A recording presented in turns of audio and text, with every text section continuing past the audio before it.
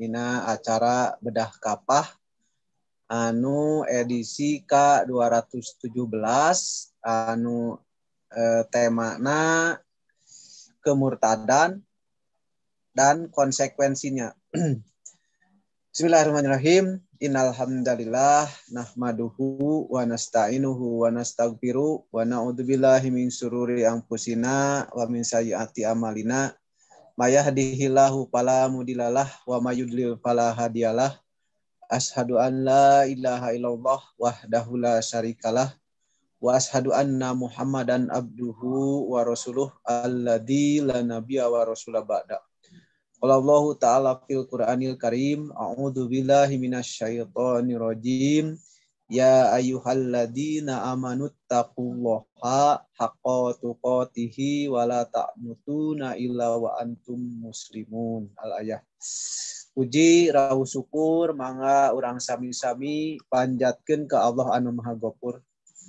Shalawat rahu salam mugia diturah limpahkeun ka junjungan umat Islam Nabi Muhammad Rasulullah sallallahu alaihi wasallam, teu hilap ka keluargana, para sahabatna, para tabiin, tabiut tabiin, teu duwi ka urang sadayana anu masih keneh turut tumut kana ajaran mantena teu duwi ka yaumil akhir. Alhamdulillah dina sonten ayeuna urang masih tiasa beraktivitas, masih tiasa menghirup udara segar dalam rangka urang mengkaji kajian Islam dina bedah kapah artinya sakumaha biasa di setiap dinten Ahad artinya dinten Ahad tabuh 4 sonten ye diayakeun bedah kapah anu bertepatan ayeuna edisi K217 oge ngambil tema kemurtadan dan konsekuensinya. Atau sepados teu nyangkolong kana waktos mangga ka Ustad Abu dikawitan wae tapadol maskuro. Deui Ustad ini heula. Abdi heula. Oh mangga bade Ustad ini heula mangga bade Ustad Abu mangga. Abu. Mohon. Bismillahirrahmanirrahim. Assalamualaikum warahmatullahi wabarakatuh. Waalaikumsalam warahmatullahi wabarakatuh. Suantan Abdi jelasnya? Jelas Ustaz, jelas. Alhamdulillahirabbil alamin, nahmaduhu wa nasta'inuhu wa nastaghfiruh wa na'udzu billahi min syururi anfusina, may yahdihillahu fala mudhillalah wa may yudlil fala hadiyalah. Asyhadu an la ilaha illallah wahdahu la syarikalah wa asyhadu anna Muhammadan abduhu wa rasuluhu la nabiyya ba'da. Rabbi shrah li sadri wa yassir li amri wahlul 'uqdatam min lisani yafqahu qawli. Subhanaka la ilma lana illa ma 'allamtana innaka antal alimul hakim.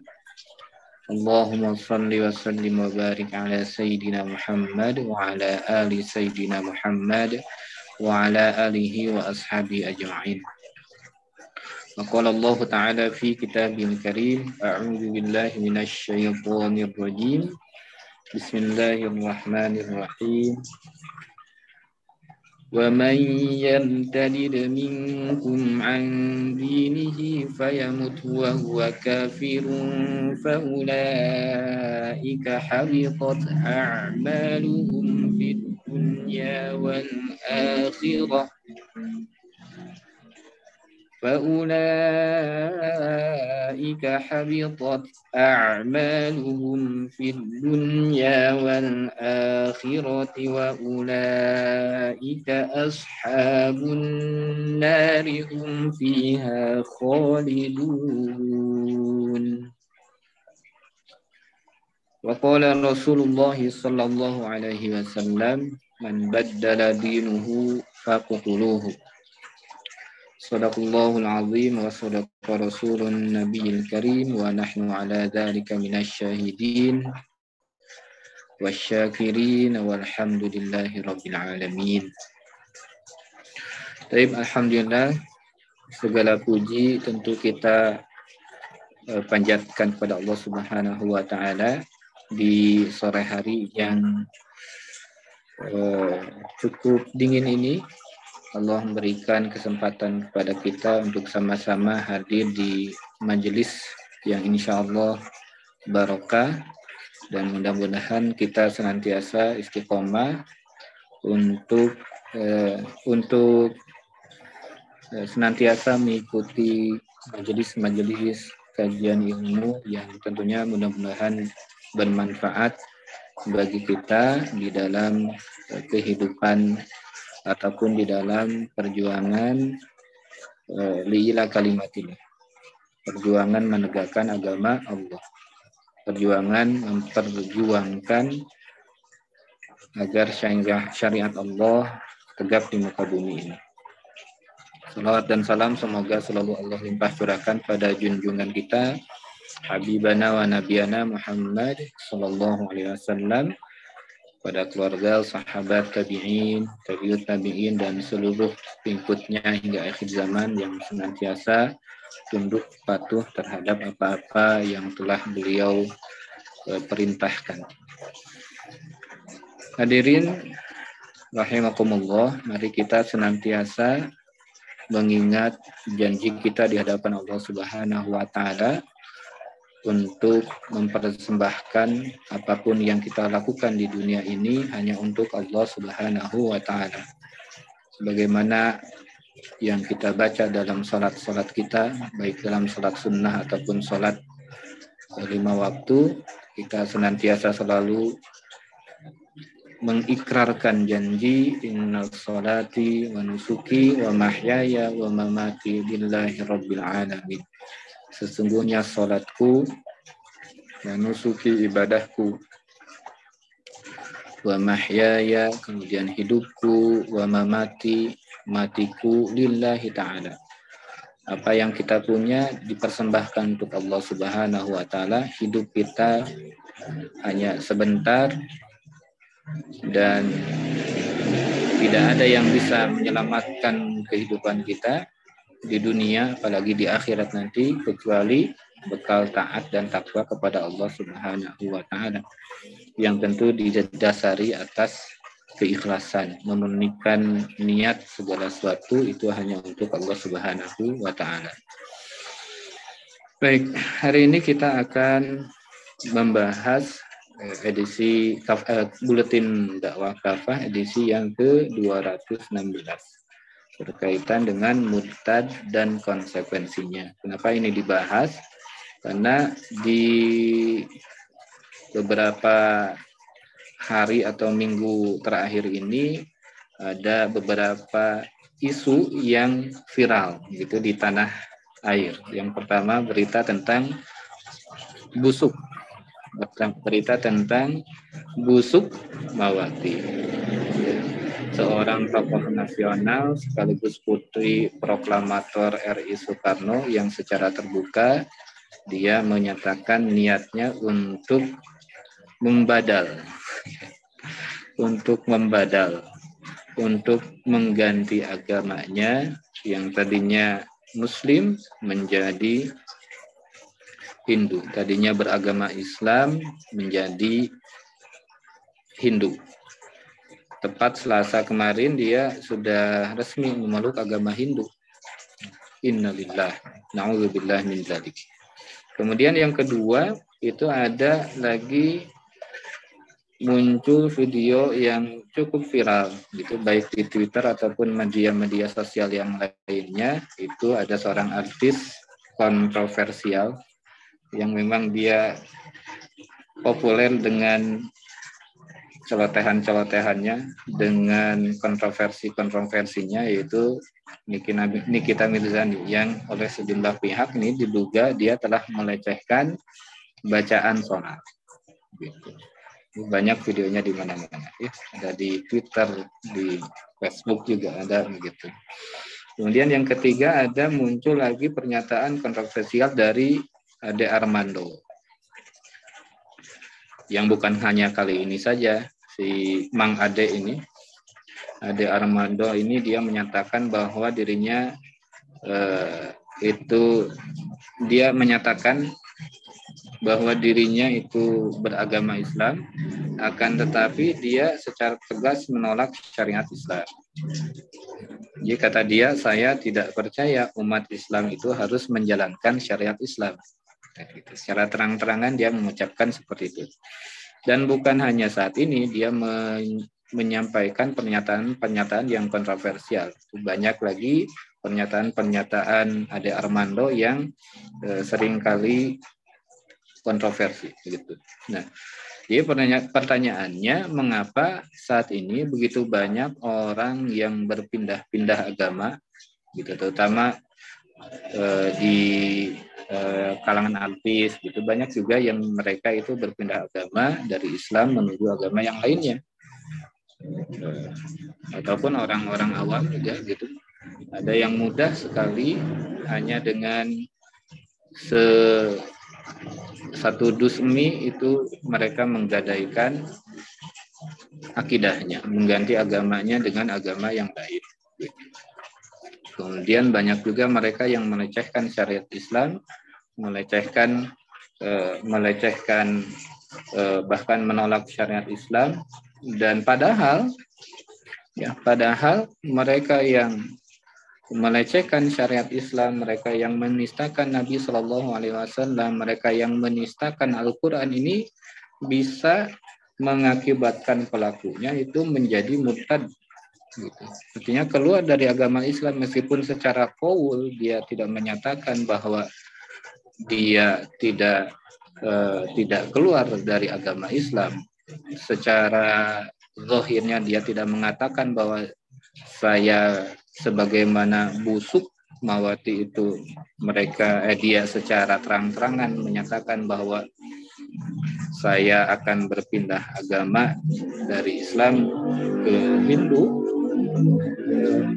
Tapi orang yang menyatakan penghinaan terhadap syariat Islam, melecehkan Nabi SAW, melecehkan Al-Quran, ini bisa juga jatuh kepada riddah, bisa juga jatuh kepada murtad, artinya keluar dari Islam, gitu.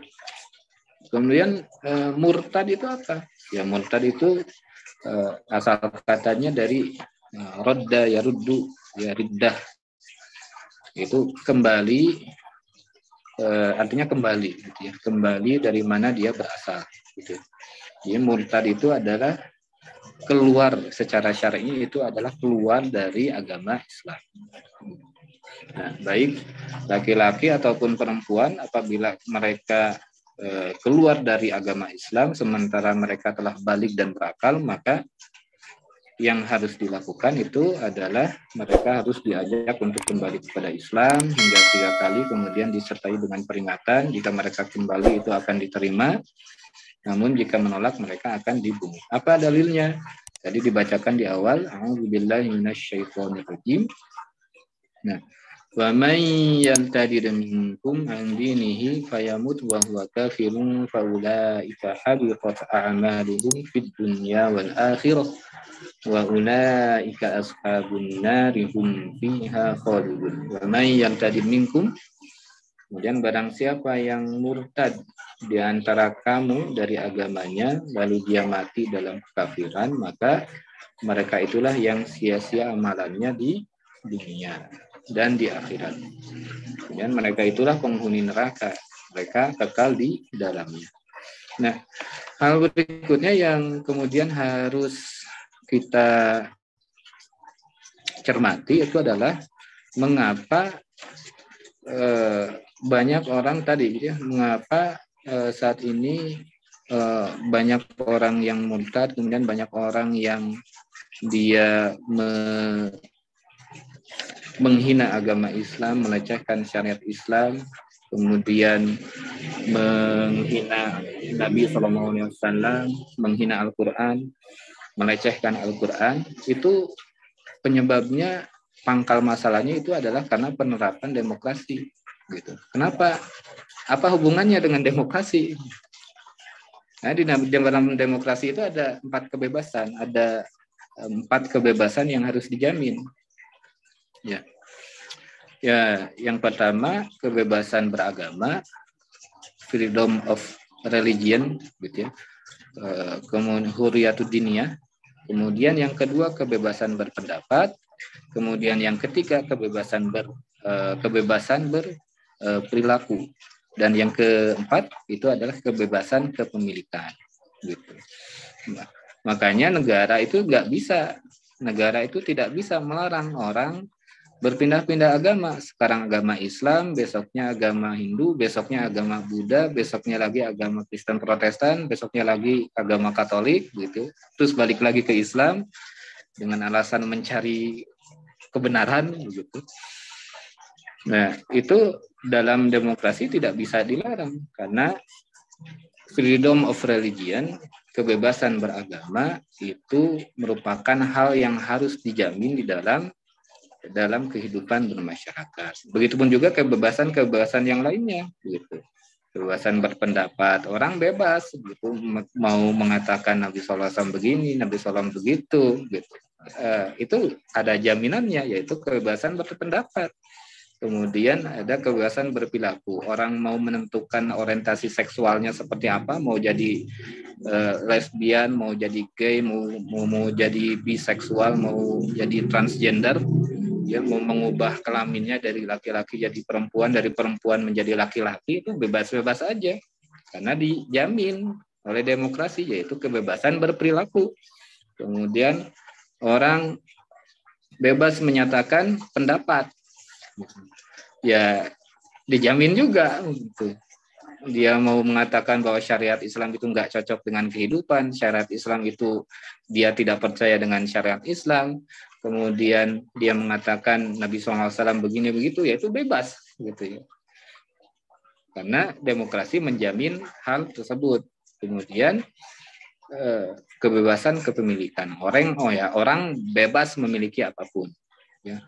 Mau memiliki gunung emas, mau memiliki sumber daya alam, minyak, bumi, gas, itu bebas aja, begitu. Sepanjang dia memiliki kemampuan. Nah, sehingga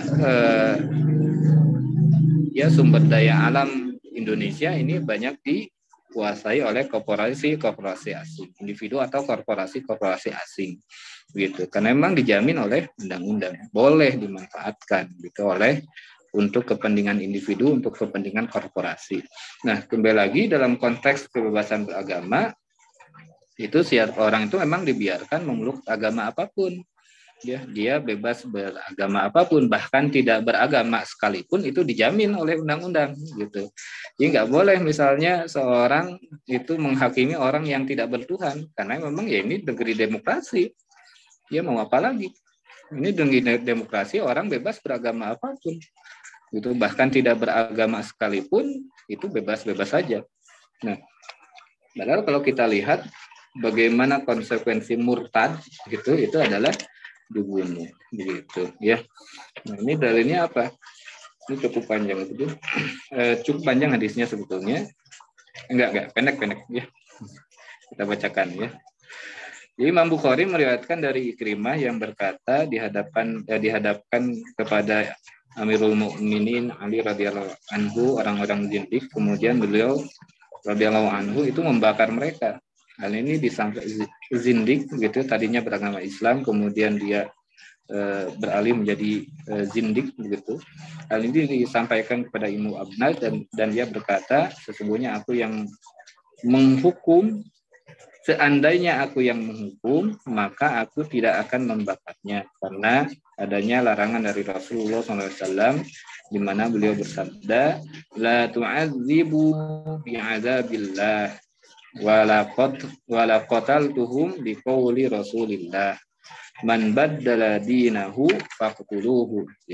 Janganlah kalian mengazab atau menghukum dengan azabnya Allah, dan aku akan membunuhnya, yaitu orang yang murtad tadi.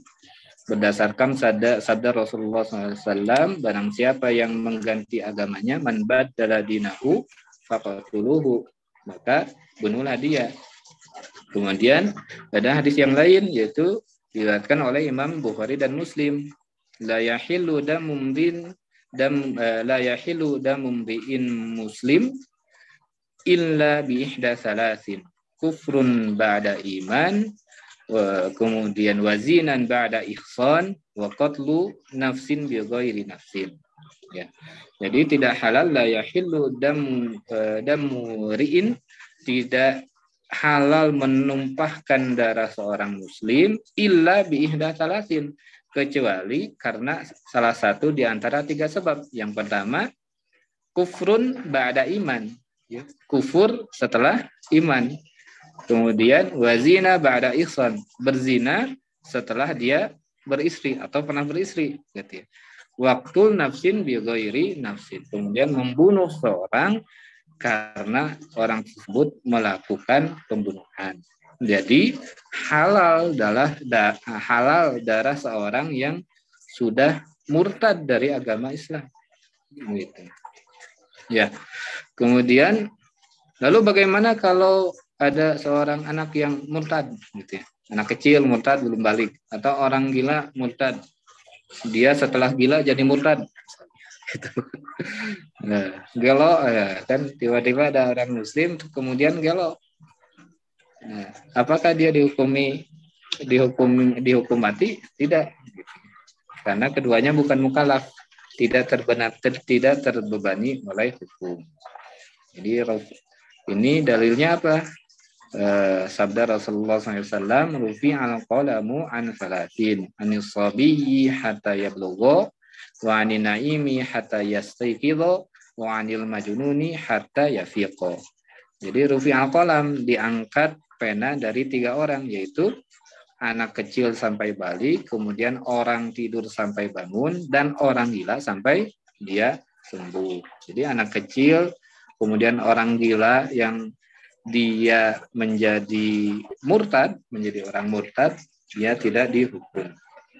Nah, kemudian bagaimana cara menangani orang murtad? Yang pertama, dia didakwahi dulu. Didakwahi dulu, waktunya berapa lama? Waktunya 3 hari. Waktunya 3 hari. Jadi didakwahi selama 3 hari, masih tidak mau kembali pada Islam.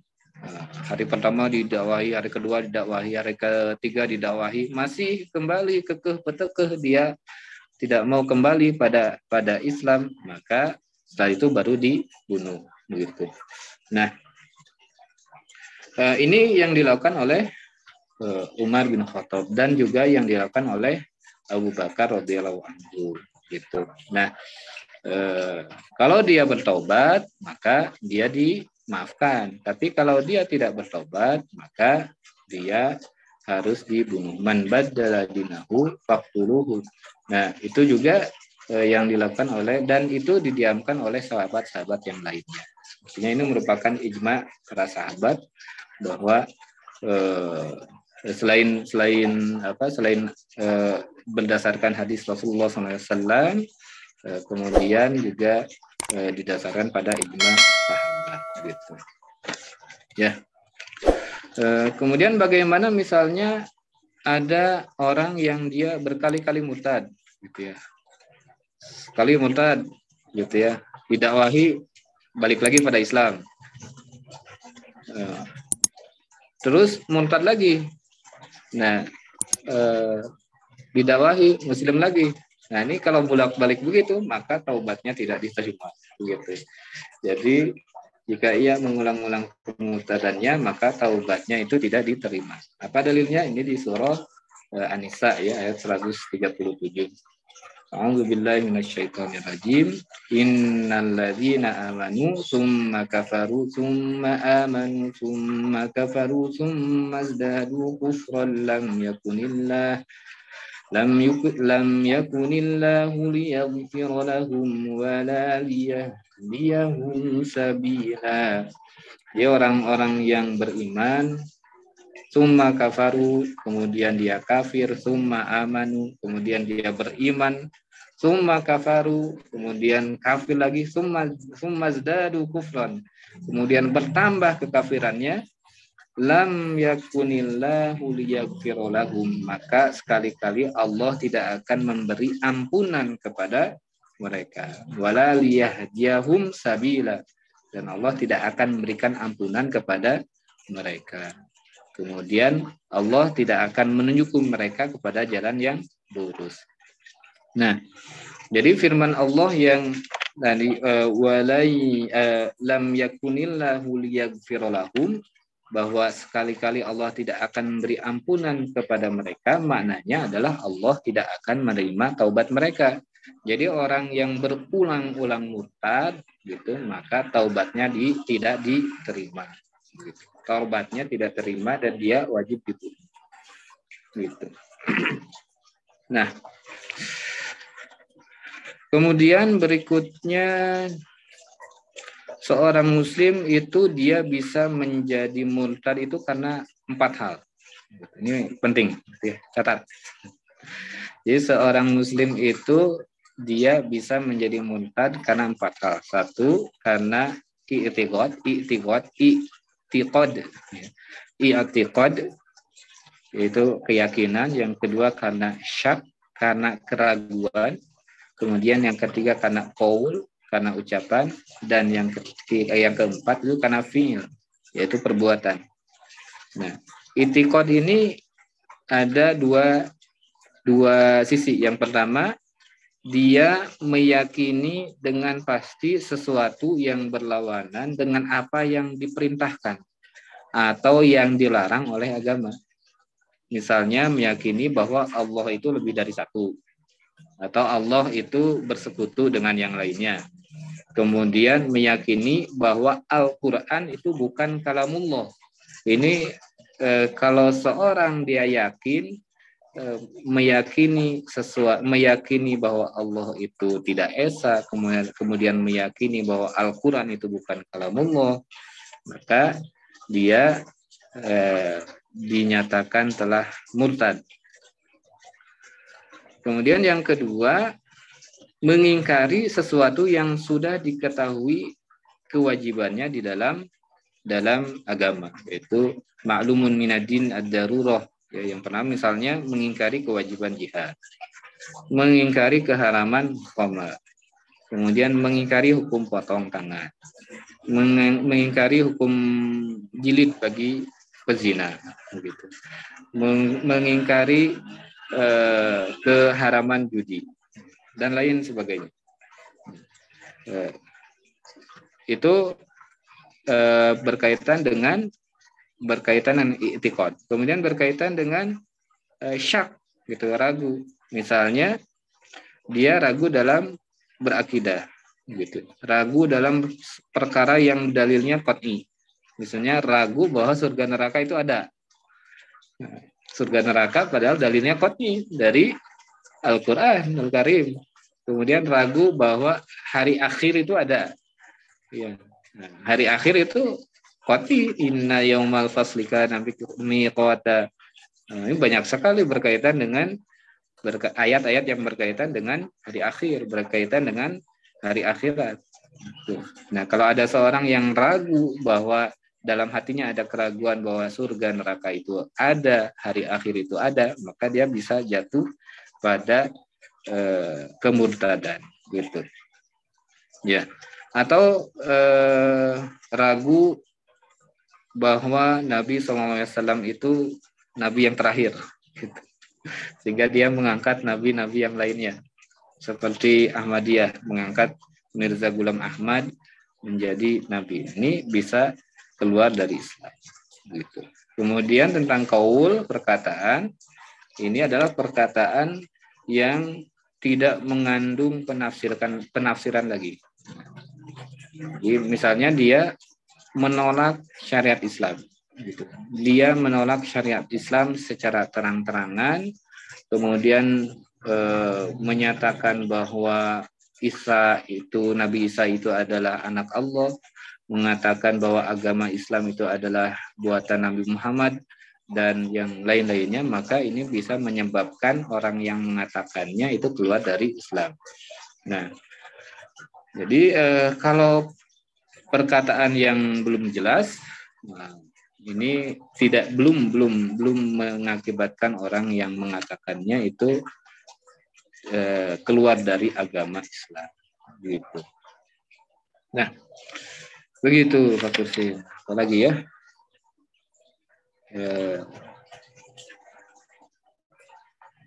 Begitu dulu deh. gitu dulu.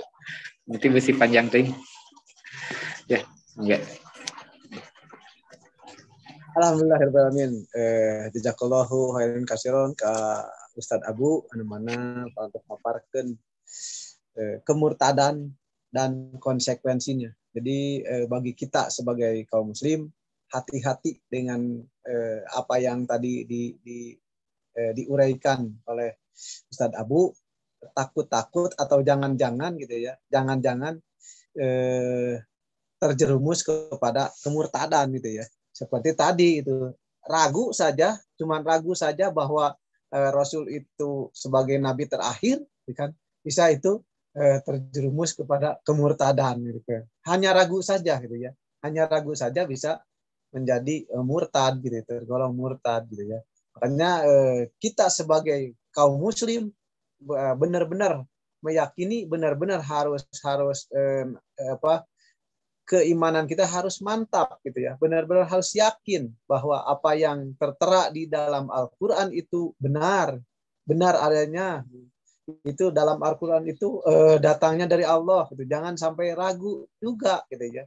Bahwa Rasul Nabi Muhammad Rasulullah itu sebagai nabi terakhir. Jangan ragu gitu.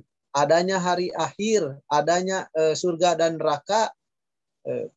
Kalaulah ragu, takut gitu, tergolong kepada murtad gitu. Nah, alhamdulillahirrahmanirrahim. Di mangga pemateri yang kedua dipersilahkan kepada Ustadz Deni. Tafadhol maskuro.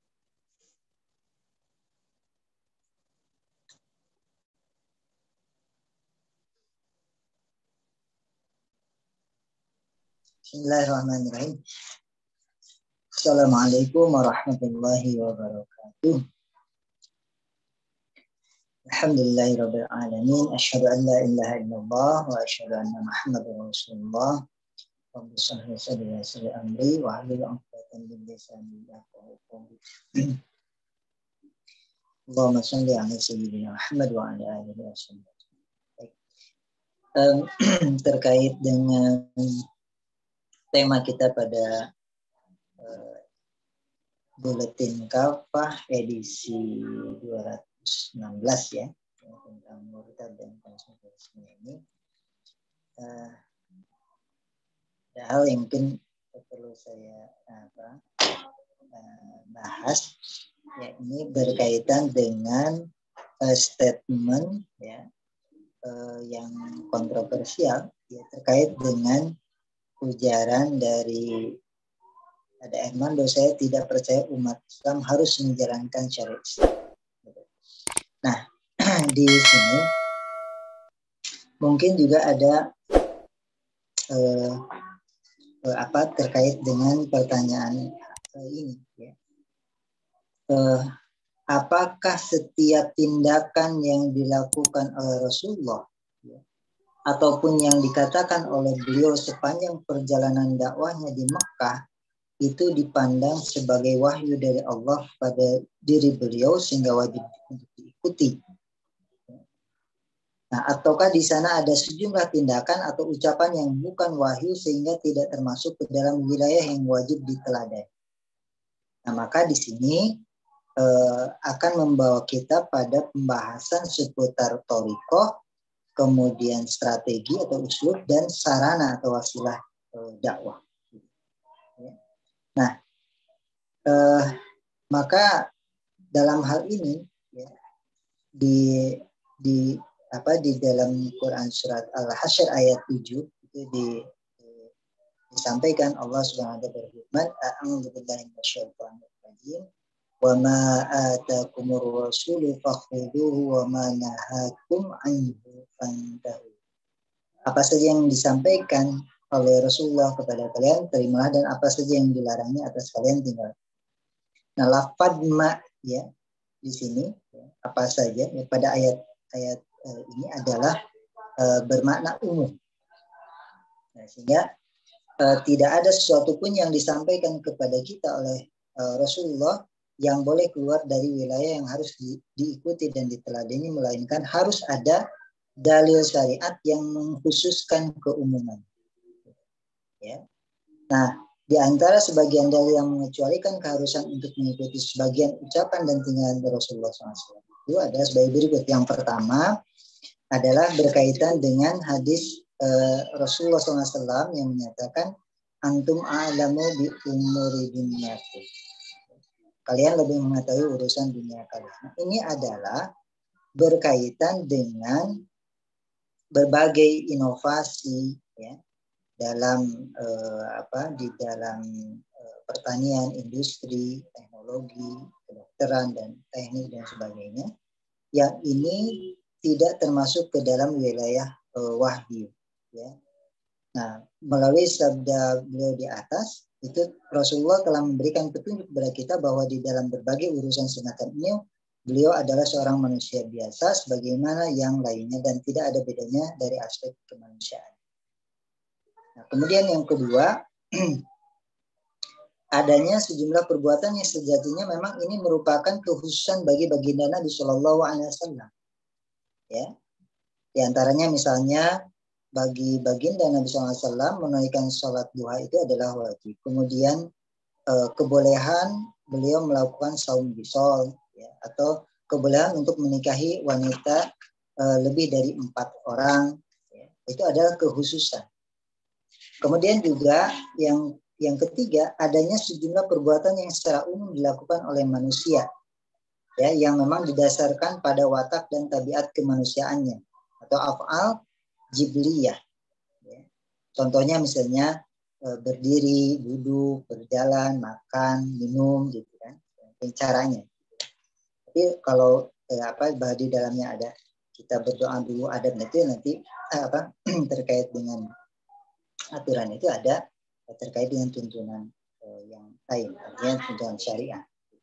Tapi terkait dengan berdirinya, cara berdiri, duduk, berjalannya itu adalah kemudian dasarkan pada watak dan tabiat. Ya. Dari sini ini ada kebolehan untuk melakukan perbuatan itu sendiri. Artinya bisa jadi kita sebagaimana ya kita tabiatnya masing-masing memiliki tabiat sendiri. Nah,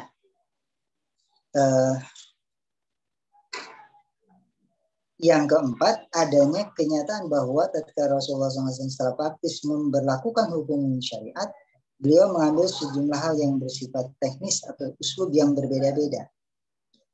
Ya, termasuk juga di dalamnya adalah berbagai macam atau sarana yang dianggap cocok. Ya. Jadi, dengan demikian hukum-hukum syariah adalah hukum-hukum Allah yang wajib untuk diterapkan. Sementara cara atau teknik yang digunakan termasuk penggunaan berbagai macam sarana yang dipandang sesuai untuk menerapkan hukum-hukum syariat itu secara praktis itu diserahkan kepada Rasulullah SAW selaku pribadi yang yakni sebagai suatu cara yang dipandang baik dan satu sarana yang tidak akan mengantarkan pada hal yang diharamkan. Nah, jadi di sini jelas bahwa kalau seorang yang mengaku muslim itu dia tidak percaya ya, harus menjalankan syariat Islam ya. Sementara syariat Islam itu, hukum syariat itu adalah hukum Allah yang wajib untuk diterapkan. Jadi kalaupun pada ranah yang tadi pengecualian itu, nah pengecualian itu adalah pada tataran uslub ya dan saran. Tapi itu juga bukan dalam pengertian kemudian kita menolak uslub dan sarana itu, tapi itu adalah pilihan disesuaikan dengan apa yang kemudian kita alami, yang kita butuhkan terkait dengan hal tersebut. Tapi itu bukan berarti kemudian kita bebas untuk melakukan apapun gitu. Yang penting berislam, kemudian terkait dengan urusan kehidupan, kemudian kumaha urang. Nggak bisa seperti itu.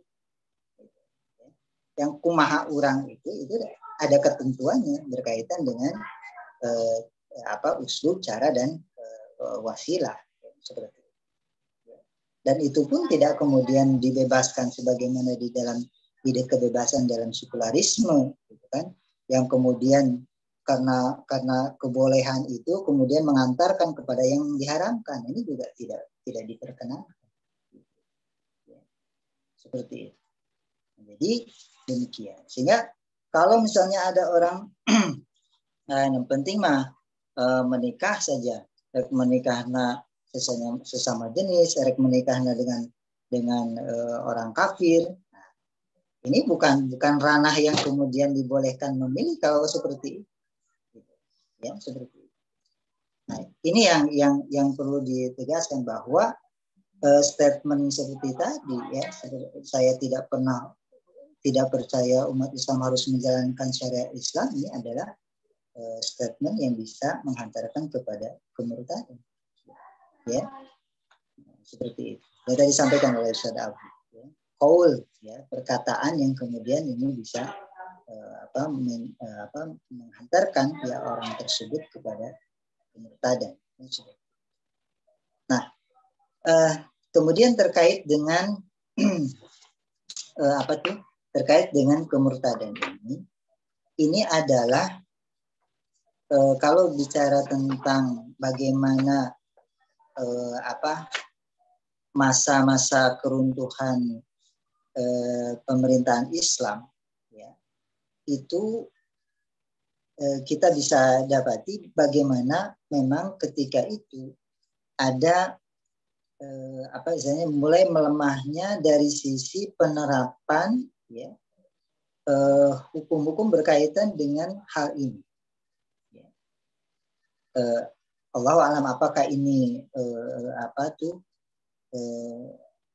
karena bisa jadi memang ada faktor internal dan eksternal. Faktor eksternalnya kita mengetahui bahwa kurang lebih sekitar 200 tahunan ya, mereka orang-orang kafir itu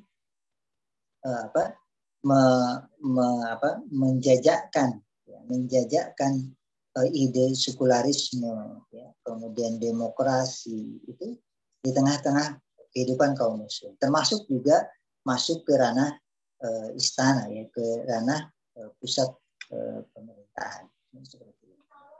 Sampai kemudian diadopsi ya beberapa hukum itu dari hukum-hukum barat. Termasuk di dalamnya adalah lemahnya di dalam pelaksanaan hukum-hukum ini. Ya. Jadi orang yang murtad itu makin banyak, tapi tidak segera diberikan hukuman. Kemudian yang perkara-perkara yang sebenarnya itu yang seperti tadi, ya, adanya penolakan, ya, penolakan terhadap penerapan syariat Islam dan lain sebagainya. Itu apakah ini pembiaran atau apa? Allah ketika itu kondisinya seperti apa? Yang jelas ini semakin lama semakin akut, ya, semakin akut, sehingga makin lama karena makin akut makin sulit untuk diselesaikan. Ya. Maka dalam hal ini patut kita contoh apa yang kemudian dilakukan oleh Khulafaur Rasyidin, ya, ketika ada, ya, dari umat ini yang menolak meskipun hanya satu hukum saja. Ya, meskipun ada hanya satu hukum saja dari syariat Islam yang ditolak, itu sudah bisa menghantarkan kepada kemurtadan. Jadi menolak Al-Quran itu nggak mesti semuanya, satu ayat saja sudah bisa menghantarkan orang tersebut kepada kemurtadan. Termasuk juga menolak satu saja hukum. Contoh misalnya hukum membayar zakat misalnya, atau misalnya hukum yang lainnya yang itu telah diwajibkan. Nah, maka dari itu disinilah pentingnya ya, bahwa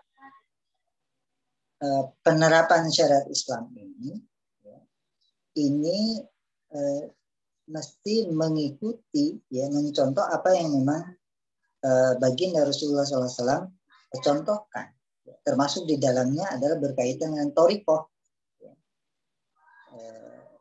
Torikoh metode ya, yang dicontoh oleh baginda Rasulullah SAW di dalam upaya penerapan ya, dan pelaksanaan syariat Islam ini. Ya. Sehingga tidak bisa misalnya ada orang yang penting esensi, gitu kan? Sistem pun esensi juga tidak bermakna perkataan seperti ini, karena esensi dari atau nilai-nilai syariat Islam itu ada di dalam pelaksanaan syariat Islam itu sendiri, dan pelaksanaan syariat Islam itu harus mengikuti contoh baginda Rasulullah Shallallahu Alaihi Wasallam seperti itu. Nah, itulah kembali lagi kepada ayat yang tadi. Jadi apa-apa yang baginda Rasulullah SAW perintahkan kepada kita ya kita harus laksanakan. Itu tanda ketundukan kita dan ketaatan kita kepada Allah dan Rasul-Nya. Seperti itu. Demikian. Allahu a'lam bishawab. Alhamdulillahirabbil alamin. Ngaturkeun nuhun ka Ustaz Deni parantos maparkeun tentang naon bisa menjerumuskan kepada kemurtadan tentang qaul, tentang ucapan seseorang anu mana telah diucapkan atau telah viral gitu nya seorang beragama Islam gitu nya mengatakan dirinya beragama Islam tadi tapi dia tidak percaya bahwa syariat Islam harus diterapkan. Itu perkataan gitu ya, sebagai qaul, perkataan yang bisa menjerumuskan kepada kemurtadan. Nah, alhamdulillahirobbilalamin, ini ada satu pertanyaan ya. Satu pertanyaan. Bismillah, di negeri ini dengan asas kebebasannya begitu mudahnya seseorang untuk berpindah-pindah agama. Belum lagi wacana modernisasi agama, fikih alternatif dan lain sebagainya. Seorang non-muslim pernah mempertanyakan terkait surat Al-Baqarah ayat ke-62. Anu hartosna kieu. Sesungguhnya orang-orang yang beriman, orang-orang Yahudi, orang-orang Nasrani, dan orang-orang Sabi'in, siapa saja di antara mereka yang beriman kepada Allah dan hari akhir dan melakukan kebajikan, mereka mendapat pahala dari Tuhannya. Tidak ada rasa takut pada mereka dan mereka tidak bersedih hati. Nah, bagaimana penjelasan terkait ayat tersebut? Hatur nuhun, sebuah pertanyaan. Jadi di surat Al-Baqarah penting mah asal naon ayat 62 tadi penting mah asal naon iman kepada Allah, kepada hari akhir, terus oge berbuat kebajikan itu mendapat pahala dari sisi Tuhannya. Nah, itu ya minta penjelasannya.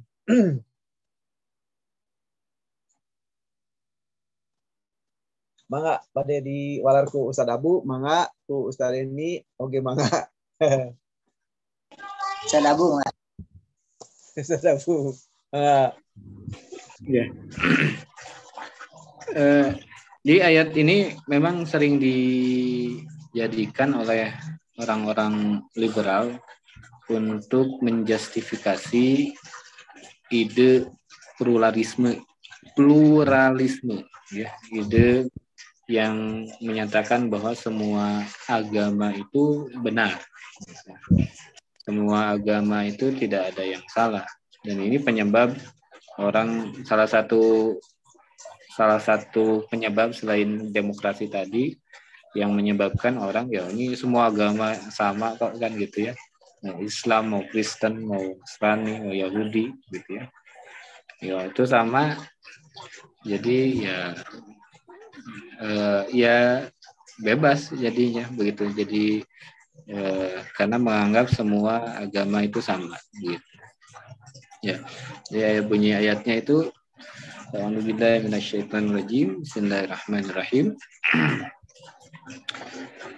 Innal ladzina amanu wal ladzina hadu wan nasara was-sabiina man amana billahi wal yawmil akhir من آمن بالله واليوم الآخر وعمل صالحا فلهم أجرهم عند ربهم ولا خوف عليهم ولا هم يحزنون.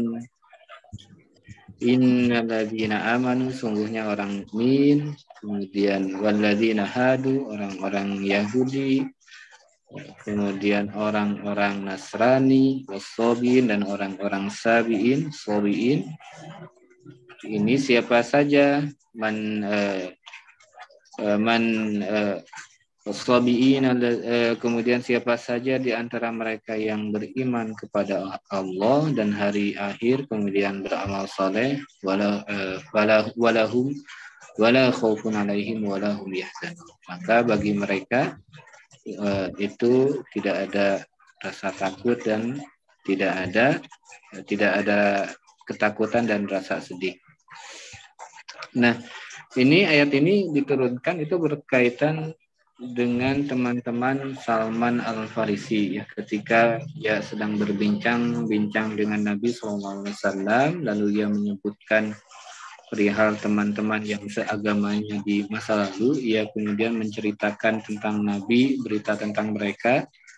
Untuk itu Salman mengatakan bahwa mereka itu sholat, kemudian mereka puasa, mereka juga beriman kepadamu serta bersaksi bahwa kelak engkau akan diutus sebagai seorang nabi.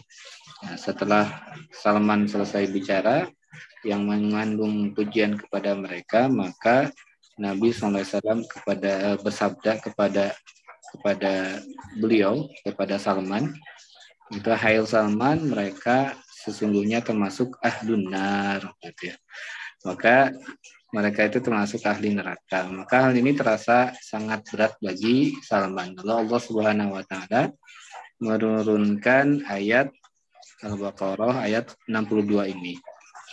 Nah, yang dimaksud itu tidak sebagaimana yang ditafsirkan oleh orang-orang liberal gitu, bahwa orang Yahudi, orang Nasrani saat ini ya mereka yang beramal soleh kemudian sama seperti orang mukmin yang beramal soleh gitu,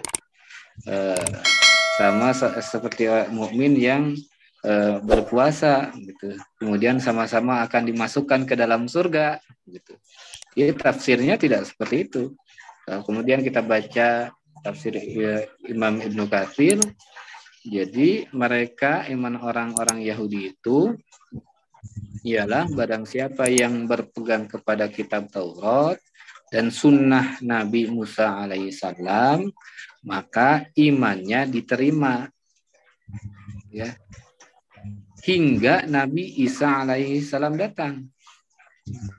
Kemudian apabila Nabi Isa telah datang, sedangkan orang yang tadinya berpegang kepada kitab Taurat dan sunnah Nabi Musa alaihissalam tidak meninggalkan atau tidak mau mengikuti syariat Nabi Isa alaihissalam, maka dia termasuk orang yang binasa gitu ya.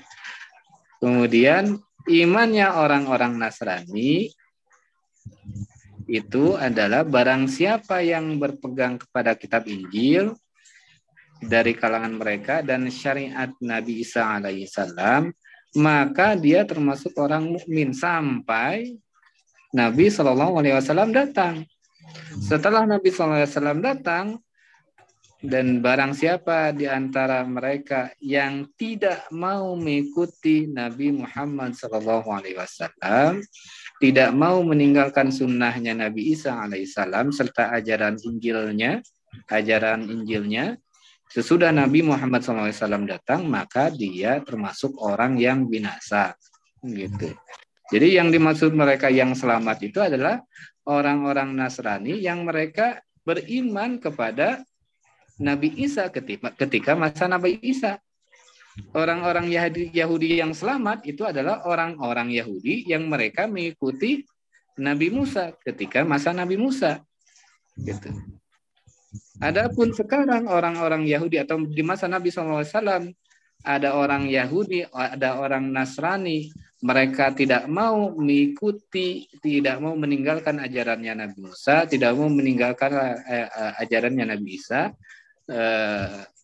kemudian tidak mau mengikuti ajaran Nabi Muhammad SAW, maka mereka akan binasa. Dan kalau mereka benar-benar dengan keimanannya terhadap Nabi Isa dan Nabi Musa alaihissalam, maka sesungguhnya baik di kitab Taurat ataupun di dalam kitab Injil itu telah dikabarkan bahwa akan datang seorang nabi, yaitu Nabi Muhammad SAW yang beliau itu sebagai penutup para nabi, gitu. Dan kalangan Yahudi, orang-orang Yahudi, orang Nasrani diwajibkan untuk mengikuti Nabi Muhammad SAW. Jadi tidak bisa ditafsirkan secara letterless, ya, tidak bisa ditafsirkan secara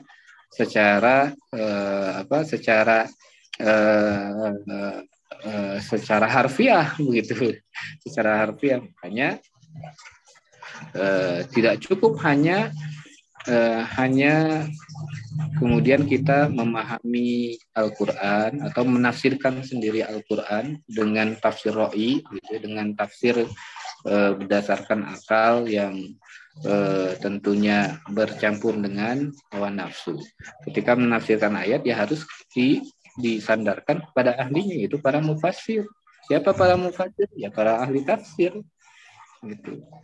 Siapa yang berhak menafsirkan Al-Quran? Ya banyak syaratnya. Salah satunya, gitu, seorang mufassir itu dia wajib menguasai qiraah sab'ah, gitu ya, bahkan qiraah asyrah. Gitu. Kenapa wajib menguasai qiraah sab'ah? Karena dengan menguasai qiraah sab'ah maka akan bisa memahami bahwa ketika ayat ini baca ya'lamun artinya begini, ketika ayat ini baca ta'alamun artinya begini, ketika dibaca yakdzibun artinya begini. Karena ada misalnya di satu riwayat Imam Hafs misalnya yakdzibun, di imam yang lain yukadzibun.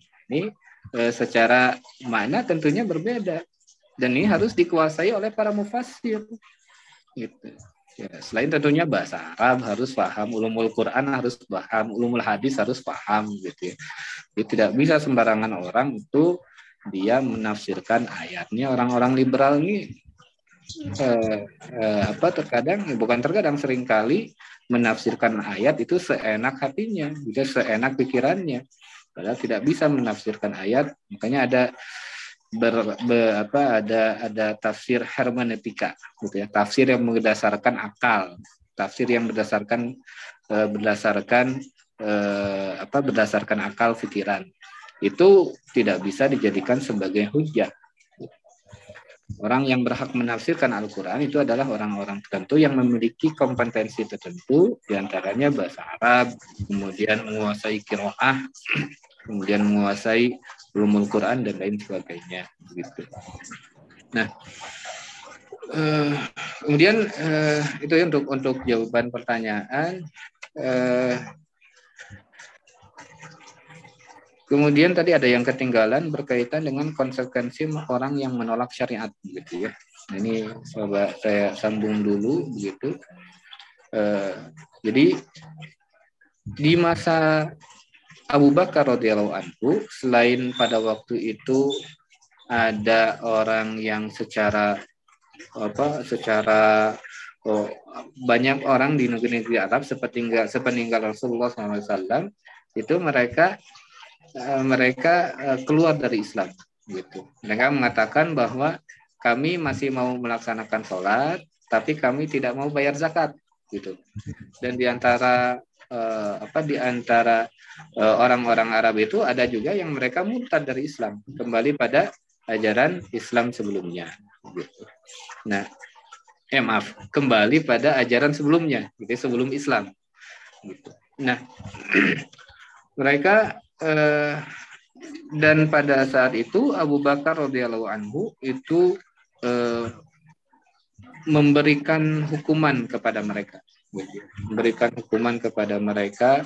dengan memobilisasi pasukan yang sangat besar, gitu. Kemudian memerangi mereka dan memaksa mereka untuk membayar zakat. Dan diantaranya orang-orang murtad juga itu mereka dikirimi surat oleh Abu Bakar radhiyallahu anhu. Nanti di akhir saya bacakan surat yang disampaikan oleh Abu Bakar radhiyallahu anhu ketika mengirim pasukan kepada orang-orang murtad. Oke, itu.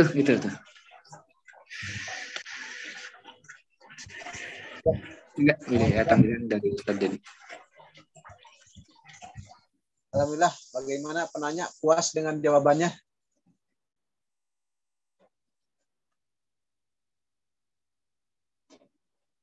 Halo. Itu sangat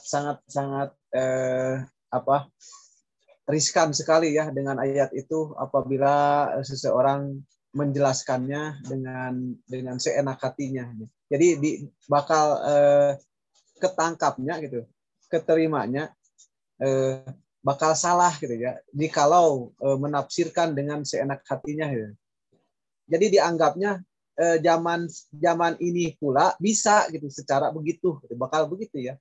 Tapi kan kalau udah dijelasin bahwa iman kepada Allah dan hari akhirat itu atau naon membuat kebajikan itu kan di zamannya gitu ya. Di zamannya, kalau hanya melakukan itu di zamannya. Kalau di zaman Nabi Musa ya orang Yahudi di zaman Nabi Musa aja gitu. Terus juga orang Nasrani di zaman Nabi Isa aja, gitu ya. Itu kalau penjelasannya kurang gitu ya. Kalau penjelasannya keluar dari koridor itu pasti akan menganggap gitu. Banyak orang menganggap tak perlu sholat, tak perlu zakat gitu kan. Jadi bakal salah pengertian gitu ya. Tapi kalau penjelasannya semodel tadi gitu ya, udah jelas sekali itu ya, udah gamblang sekali, bisa dimengerti gitu. Bahwa orang-orang yang hanya iman kepada Allah atau mengikuti atau iman kepada hari akhirat gitu ya, dan melakukan kebajikan di masing atau di kurun-kurunnya gitu ya, di orang Yahudi kurun Nabi Musa, orang Nasrani kurun Nabi Isa. Jikalau mereka tidak mengikuti sampai ke kurun Nabi Muhammad, maka binasa. Nah, itu ya. Alhamdulillah walarana mantap sekali.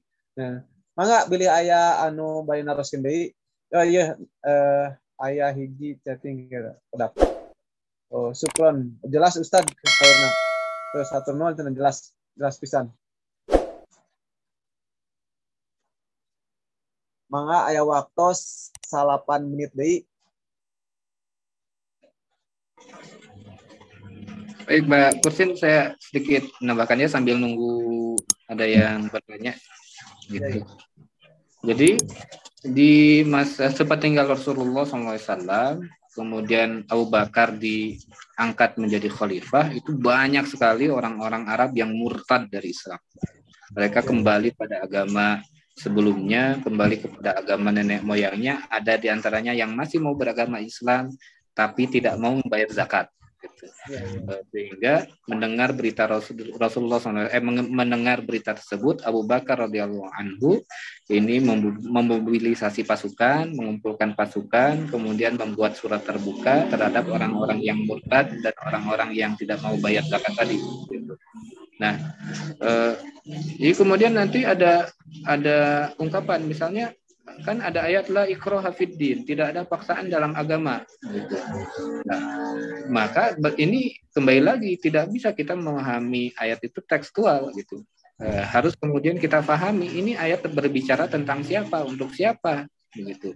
La ikraha fiddin itu berbicara tentang orang-orang yang non muslim. Gitu, orang-orang yang kafir. Bagi mereka tidak dipaksa untuk masuk ke dalam agama Islam. Ya, tidak boleh penguasa memaksa mereka, orang-orang non-muslim, untuk masuk ke dalam agama Islam, orang-orang yang kafir untuk masuk ke dalam agama Islam. Tapi bagi seorang muslim ketika dia sudah meyakinkan dirinya untuk beragama, untuk menjadi seorang muslim, maka wajib bagi dia untuk terikat pada hukum syara. Wajib bagi dia untuk terikat pada syariat Islam. Begitu. Dan tidak boleh bagi dia ketika dia sudah mengingkarkan diri asyhadu alla ilaha illallah wa asyhadu anna muhammadar rasulullah, ya tidak boleh dia kemudian sekalipun keluar dari agama Islam. Begitu. Keluar dari agama Islam. Makanya ini adalah salah satu tujuan din ini adalah muhafadzah alal akidah. Itu menjaga akidah kaum muslimin agar tetap agar tetap beragama Islam, agar tetap beragama yang lurus. Makanya Abu Bakar radhiyallahu anhu yang pada saat itu menjadi khalifah yang pertama, pengganti Rasulullah yang pertama, ini langsung memobilisasi pasukan, mengirimkan surat terbuka kepada orang-orang murtadin, kepada orang-orang yang murtad, kemudian kepada orang-orang yang tidak mau bayar zakat kepada mereka. Ini saya bacakan potongan ayatnya, jadi potongan suratnya, maaf. Jadi ada berita yang sampai kepadaku bahwa kalian telah murtad dari Islam setelah sebelumnya kalian mengimani Islam dan berbuat sesuai dengan tuntunan Islam. Sesungguhnya apa yang kalian lakukan itu adalah kedustaan terhadap Allah dan kebodohan kalian dalam memahami agama Allah, sekaligus penerimaan kalian terhadap setan. Aku telah mengutus si Fulan untuk menemui kalian dengan membawa pasukan dari kaum Muhajirin dan Ansar dan orang-orang yang mengikuti mereka dengan cara yang ihsan. Aku telah memerintahkannya untuk tidak memerangi siapapun sampai ia mengajak kembali kepada seruan Allah. Siapa saja yang menyambut seruan itu, mengimaninya, mencukupkan diri dengannya, dan bertingkah laku yang baik, maka ia akan mengampuni dan membantunya. Siapa saja yang menolak seruan itu, maka aku telah memerintahkan si Fulan untuk memeranginya, sehingga tidak tersisa seorang pun yang memiliki kekuatan. Aku juga memerintahkannya untuk membakar mereka dengan api, memerangi mereka dengan kekuatan penuh, dan menawan wanita-wanita dan anak-anaknya. Tidak seorang pun akan diberi ampunan kecuali setelah ia masuk Islam. Siapa saja yang memeluk Islam, itu lebih baik bagi dirinya. Siapa saja yang menolak Islam, Allah tidak akan pernah memberikan balasan kepadanya. Nah, ini yang dilakukan oleh Abu Bakar ketika menjadi kepala negara, ketika menjadi khalifah, beliau tidak tinggal diam. Ini kita kenal Abu Bakar ini sebagai sosok yang lembut, gitu, sebagai sosok yang lemah lembut. Akan tapi ketika melihat agama Islam dilecehkan, kemudian ada orang-orang yang murtad, ada orang-orang yang melecehkan syariat dengan tidak mau membayar zakat, beliau tegas mengirimkan pasukan untuk memerangi orang-orang yang tidak mau bayar zakat, memerangi orang-orang yang murtad. Dan saat ini kita tidak bisa berharap pada pemerintahan yang ada. Kita tidak bisa berharap pada penguasa yang ada saat ini. Penguasa manapun gitu. Penguasa manapun yang ada di dunia ini kita tidak bisa berharap kepada mereka. Ya, kenapa? Karena yang diterapkan bukan Islam gitu. Yang diterapkan adalah sistem kufur. Gitu. Yang diterapkan adalah sistem demokrasi. Gitu. Di sini pentingnya peran negara. Gitu, peran negara yang menerapkan syariat Islam, yang menghukum siapapun orang-orang yang melecehkan agama Islam, menghukum orang-orang yang menolak syariat Islam, menghukum orang-orang yang keluar dari agama Islam. Kalau ini dibiarkan, maka tidak akan menutup kemungkinan di waktu yang akan datang akan terus berulang.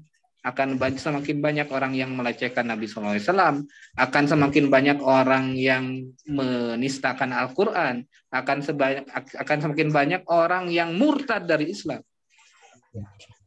Gitu. Karena sistemnya mendukung untuk itu. Maka tugas kita sekarang adalah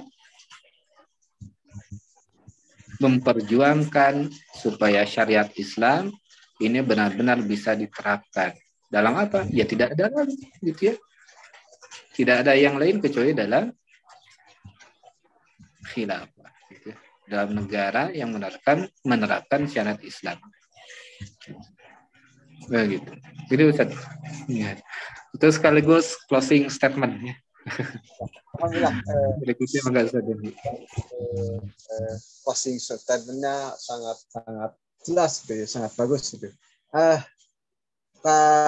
Mungkin karena waktu sudah menunjukkan pada 17.28, kita akhiri saja, kita tutup saja.